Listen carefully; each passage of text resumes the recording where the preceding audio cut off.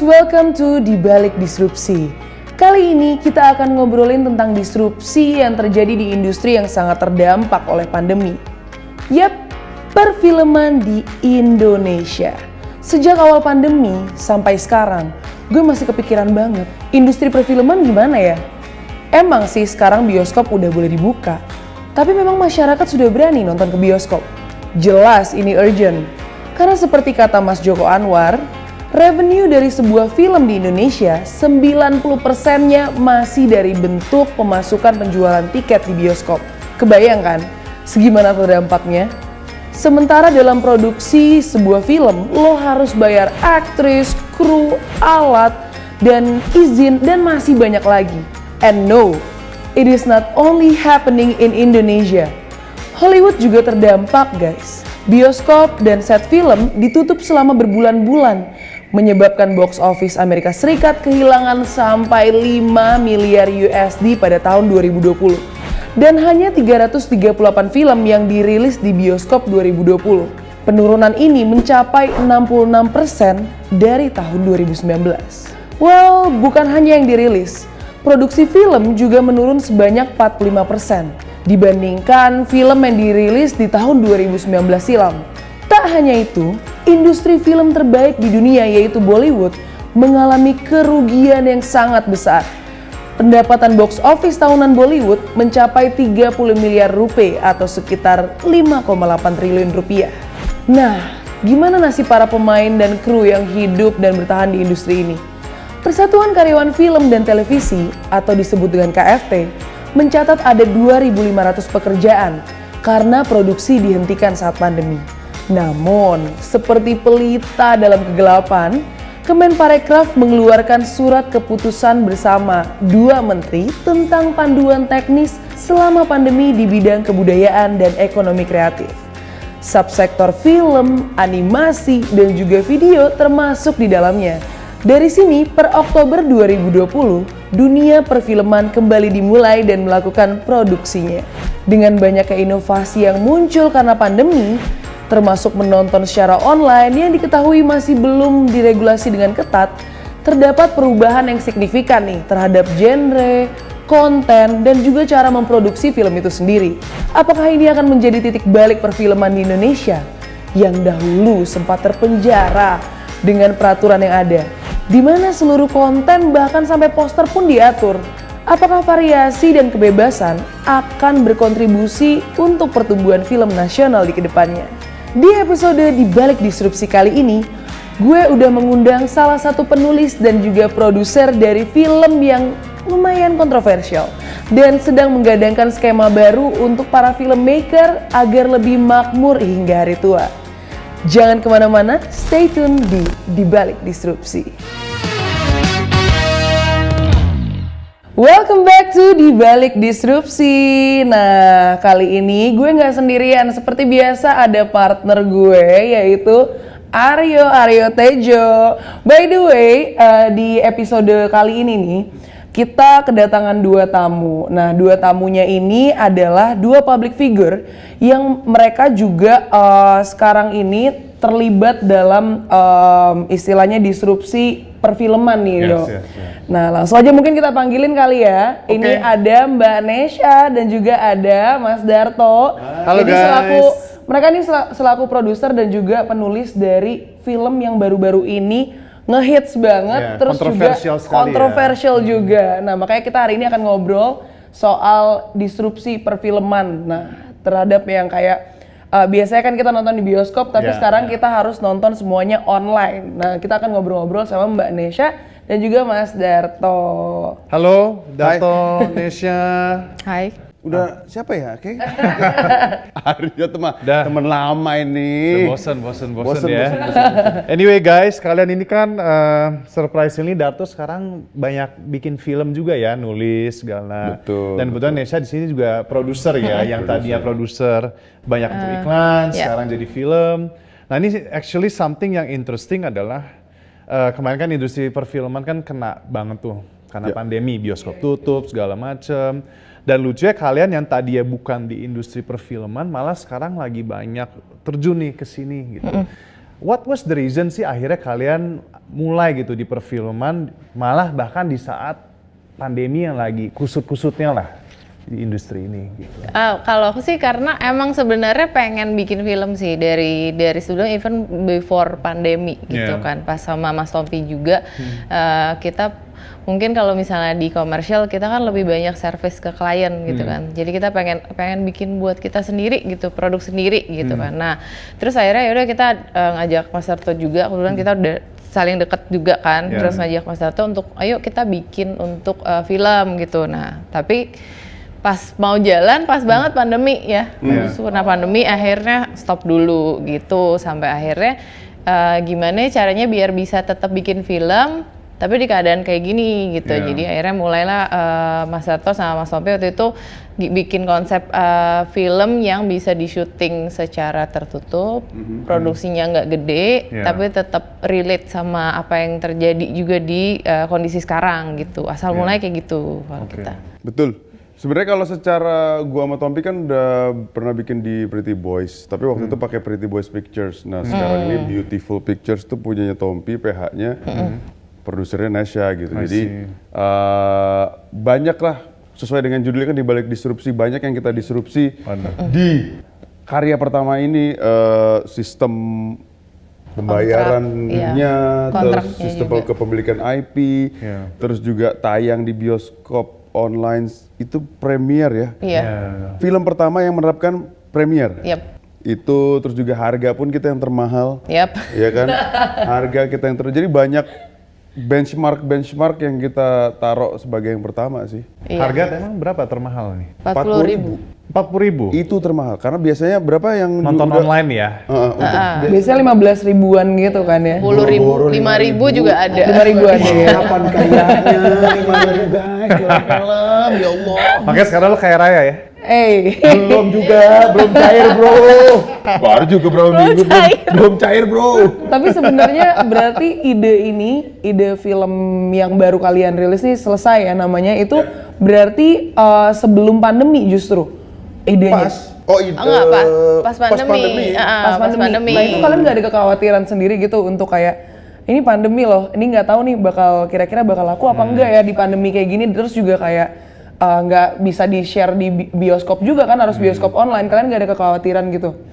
Sebenarnya sih memang awalnya kita memang nggak bertujuan untuk bikin bioskop ya, Mas Darto, karena emang ini kontennya juga nggak mungkin masuk bioskop ini gitu. Nggak mungkin ya? Nggak lolos. Iya gitu. Tapi kalau dari regulasi sendiri, kan kalian bikin film yang cukup kontroversial ya istilahnya seperti itu. Dari regulasi sendiri, apakah justru ada lebih kemudahan karena ini di share-nya atau di tayangnya itu kan di bioskop online ya dibanding di bioskop gitu loh? Justru karena kita lihat bahwa ini kayak secara konten nggak mungkin tayang di bioskop, ya memang fitnya untuk digital audience gitu. Karena ya nggak mungkin ya pasti kalau masuk bioskop disensor abis. Speaking of advantage tadi ya. Kalau ngomong cuan gimana bro? Kalau actually bayangan lo nih, kalau waktu itu misalnya lo masuk bioskop sama sekarang, lo ada bayangan nggak sih? Sebenarnya kalau better secara komersial mungkin ini kayak telur sama ayam sih. Karena waktu di Pretty Boys itu, kalau kita hitung jumlah penonton, kita nyampe 800.000. We actually can hit 1 million penonton kalau nggak dihajar demo. Waktu itu ada demo besar-besaran 2 hari itu. Yang demo DPR itu. Itu akhirnya kita, karena kalau jualan film di bioskop tuh momentum kan. Day after day harus dar, begitu lost momentum udah turun.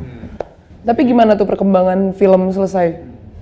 Secara numbers sekarang numbers boleh disebutnya atau kita harus disclose sih? Numbers sih udah ada cuan. Hanya belum cair aja. Cuannya masih berbentuk angka. Jadi secara strategi tuh kita taruh di bioskop online premiernya, orang-orang bisa beli di situ untuk bisa nonton yang pertama gitu. Itu udah ke cover our production cost plus cuannya. Nah sekarang IP film ini pun udah balik ke kita dan bisa kita jual lagi ke other platform. Tapi kan tadi kita lihat sama ini film kan ada banyak regulasi ya, banyak aturan dan sebagainya macam. Tapi dengan cara kalian sama ini, menurut kalian apakah akan membuka opportunity untuk bikin ya skema film akan seperti ini instead of cara tradisional sebelumnya gitu. Harapannya sih begitu sih sebenarnya, karena kan sebenarnya kemarin kita pengen yang sistem royalti ya, yang tidak terjadi di industri film sekarang gitu, yang dimana para pemainnya, even penulisnya dan yang bikin konsep ceritanya itu seharusnya juga mendapatkan hak royalti, even sampai kalau misalnya di play lagi 10 tahun ke depan, 20 tahun ke depan gitu. Terus mungkin nih dari Sobat Disrupsi sendiri di rumah kan mungkin pengen tahu juga ya, ada nggak sih dan apa perbedaannya? Kayak kan kalian harus lewat perizinan dulu nih pasti kan kalau misalnya kalian mau share di OTT juga, bedanya gimana sama mungkin di bioskop gitu loh? Kalau bioskop itu sampai ke poster-posternya aja harus kita submit ke LSF. Itu kita waktu itu sempat nungguin sampai jam berapa buat approval poster. Waduh. Apa diganti posternya moto ulang kan? Iya. Pas Pretty Kita udah Boys. dapat foto nih, jeda udah dapat poster nih. Kita submit nggak lolos, ya harus foto ulang. Nah, kalian sendiri nih untuk film selesai ini ada gambaran ini bener bakal berapa episode lagi nih kira-kira? Ini kan kemarin setahu aku kayak belum selesai kan ya? Awalnya kita mau bikin 5 episode series. Oke. Terus Gading Martin si sibuk itu tidak dapat jadwalnya. Akhirnya kita cuma bisa syuting 3 episode, bos. Iya. Plus, kenapa kita nggak bisa sebenarnya Gading ada jadwalnya, cuma lokasinya. Rumahnya itu begitu kita nyebrang tahun itu disewain ke. Iya, mau direnovasi gitu. Kita kalau harus nge-set up kayak gitu lagi bakalan mahal lagi. Iya benar. Akhirnya dari 5 episode jadi 3 episode aja.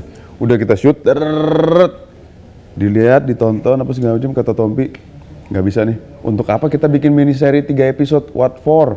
Jadiin film aja. Jadi film. Begitulah.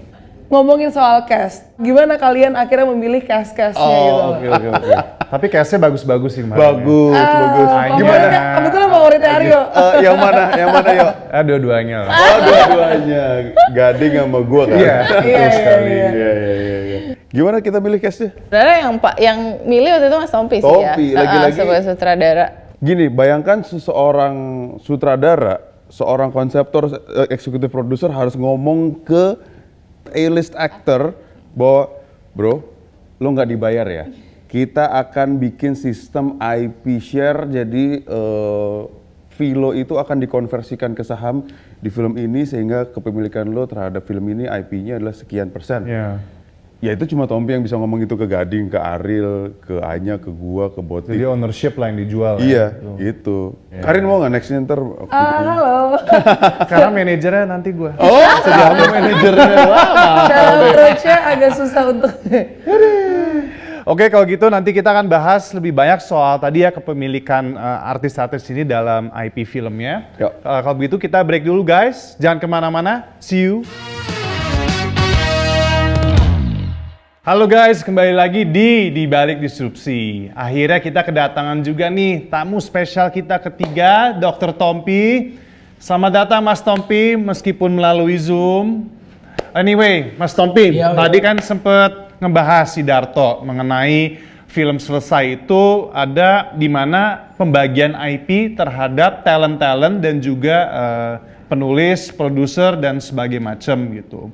Mungkin dari Mas Tompi, kalau setahu saya ya, traditionally kan tidak begitu ya. Biasanya production house bayar honor atau apa. Nah, kalau dari Mas Tompi ini, kenapa sih awalnya menggunakan skema tersebut ya, instead of production house tradisional pada umumnya gitu caranya? Iya, jadi ini sebenarnya sesuatu yang saya sama almarhum Glenn coba perjuangkan dari dulu sih. Oke. Aktris atau aktor film masa tuanya itu nggak punya jaminan gitu. I see. Kecenderungannya ya, tidak semua mungkin, tapi mostly demikian. Jadi kita belajar dari banyak legenda-legenda di kedua bidang ini yang begitu tua, sakit, nggak punya simpenan, nggak punya jaminan hari tua gitu. Oke. Padahal karyanya banyak. Nah, beda dengan di musik ya. Kalau di musik gue bikin album, ya album itu punya gue. Tapi kalau film kan enggak. Film itu semua pemain di dalamnya ya mereka cuma punya sejarahnya doang. Yeah. Punya kenangan. Gue pernah main di film itu. tapi itu bukan film gue. Oke. Nah, ini yang menurut gue sayangin sih. Dan since gue ngerjain waktu kita ngerjain project selesai ini adalah project yang bisa dibilang idealis, ya kita bikin benar-benar yang kita mau gitu, tanpa dalam tanda kutip terlalu mengkedepankan industrinya. Ya. Gitu. Jadi kita bikin, nah udah jajal yuk kita coba satu sistem baru yang perhitungannya itu kita semua invest di sini. Jadi gue ajak Darto, gue ajak DOP gue Wiwi, udah gitu editor Kesa, semua pemain gitu. Semua pemain yang kita tawarkan adalah yang mau untuk ikutan invest. Naruh duit ya enggak gitu. Lo taruh talent lo di sini dan itu dihargain sesuai dengan berapa harga pasaran lo main gitu. Kalau lo main film berapa dibayarnya. Jadi misalnya Darto misalnya sebagai penulis dibayar 1 miliar misalnya gitu. Emang segitu kan? Ya udah, Masih gitu. enggak, dia biasa 5. Gue bisa 5 miliar biasanya. Iya, biasa 5 miliar, tapi di film ini dia dibayar 1 miliar misalnya. Iya. Nah, ditambah dengan kos-kos yang lain, bayaran-bayaran pemain yang lain, ya udah, misal total 10 miliar gitu ya. Ya berarti share-nya Darto ya 1/10 miliar itu. 5 tahun lagi diputar di mana, dapat, udah bagi lagi. Nah, untuk men-secure ini kita kerjasama ya Nes, nanti mungkin Nesa bisa jelasin, kita ngelibatin ada notaris, firma hukum ya, firma hukum, mereka bikin semua di atas kontrak, jadi ada hitam di atas putihnya. Nah, Mas Tompi, lanjut ke pertanyaan selanjutnya ya. Aku penasaran banget nih, kan kalau misalnya kita nayangin film nih di bioskop online, kan menurut aku tingkat pembajakannya jauh lebih tinggi ya harusnya kan. Nah, itu gimana tanggapannya Mas Tompi terhadap hal itu?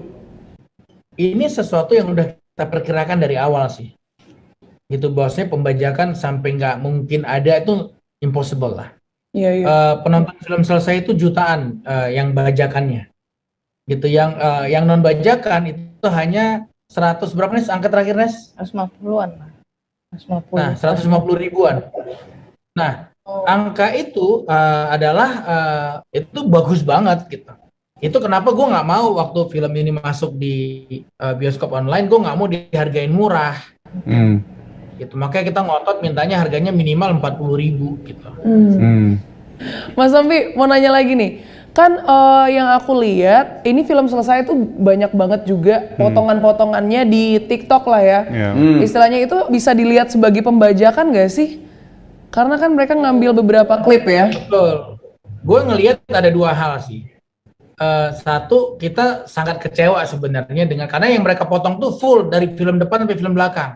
Di TikTok? Serius? Iya, full. Di Facebook Sampai juga ending-endingnya kan bete kan lo ngedesain cerita susah-susah, endingnya di post aja gitu. Tuh lo dibayar 1M toh? Iya benar. Belum cair. Jadi ya dari sisi itu kita kecewa sih ya. Dari sisi pembajakan tentu kecewa. Tapi di sisi yang lain kita ngelihat orang kalau nggak suka nggak mungkin ngerjain itu kan. Iya. Jadi di satu sisi seneng karyanya disukain, tapi di satu sisi ada apresiasi sebenarnya. Iya. Oke, thank you ya Mas Tompi udah join hari ini. Dan untuk kita nih, gara-gara kita dari tadi udah serius banget. Nah, habis ini tuh biasanya kita ada games. Nah, ini segmen happy-happy. Nah, sebelum kita masuk ke sana, stay tune Sobat Disrupsi. Nah, ini dia yang kita tunggu-tunggu. Kita masuk di segmen happy-happy. Oke, nah segmen ini biasanya tuh kita main games. Nah, seperti yang kita lihat di sini udah ada beberapa kertas ya. Kita bakal dibagi itu. Jadi satu kertas itu nanti ada tulisan atau kayak adegan dari satu film. Kita harus nebak juga nih di film apa. Jadi ntar yang menang pokoknya yang bisa nebak dan ekspresinya paling bagus ketika menyebutkan lah istilahnya. Karin dulu dong. Siapa nih gue yang pilih? Langsung muter, ambil. Oke. Nih, apa nih? Yang orang perfilman aja bingung loh nih. Asli. Ya udah coba Karin. Oke, gue gak bisa tebak tapi coba ya pakai ekspresi gue. Jangankan bahu, ada juga boleh. Wadaw. Sekalian castingnya Karin ya, buat bersambung ya. Kita mikir-mikir lagi deh kalau gitu. Ini film apa ya? Oh, Dilan. Salah. Berarti apa? Eiffel, ya Allah, Eiffel I'm in Love, film. Dada tuh maksudnya dada hati kali ya? Ya Gua- iya, tadi gue jangankan bahu. Kayaknya sebelumnya lainnya tuh kayak, boleh nggak aku bersandar di bahu kamu gitu kan. Jangankan bahu, dada pun boleh gitu. Ariel terakhir. Nah. Hah? Kamu duluan. Nesha dulu. Itu apa? Jenderal, turunkan tanganmu. Tidak semua dari mereka pantas dihormati. Naga Bonar sih? Bukan deh. Itu yang pokoknya Gua tahu. scene-nya ini Naga Bonar kan? Jenderal Sudirman Naga jalan Bonar, kan? Naga Bonar.